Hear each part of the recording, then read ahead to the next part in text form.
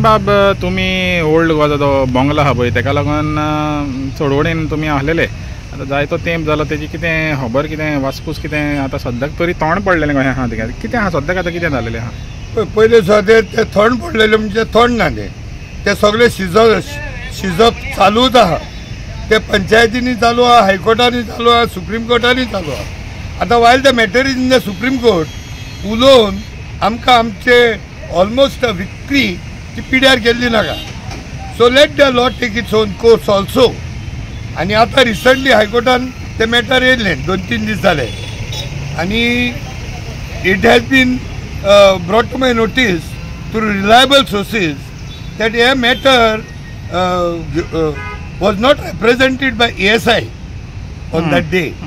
So they represent konna na further delay zale and the court has given directives that they should respond within 7 days or 15 days time.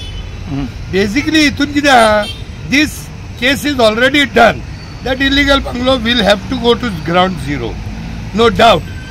Ata while the case is in the Supreme Court and things are already out of our domains, the purpose of just going on a day-to-day basis nowadays makes no sense.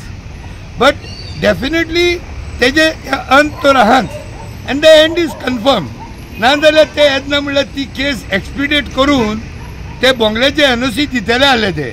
So they know technically and by legality the whole of India courts will be made like Lilliputs if this bungalow is handed over in the form of NOC or kide now.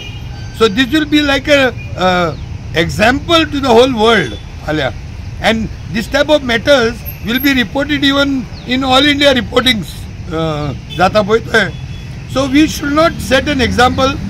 But what they are doing is maybe Magasta ego problem astolo. Number one. Number two, maybe it is because the double engine sarkar is going on. So the only way to try to keep a win-win situation for them is by delaying this judgment or by delaying the matter. The कोर्टांतल्यान ते delay करतात the other parties. ते फक्त येयनात absent रावतात affidavit wrong दितात आणि they are buying time. The question is only of buying time.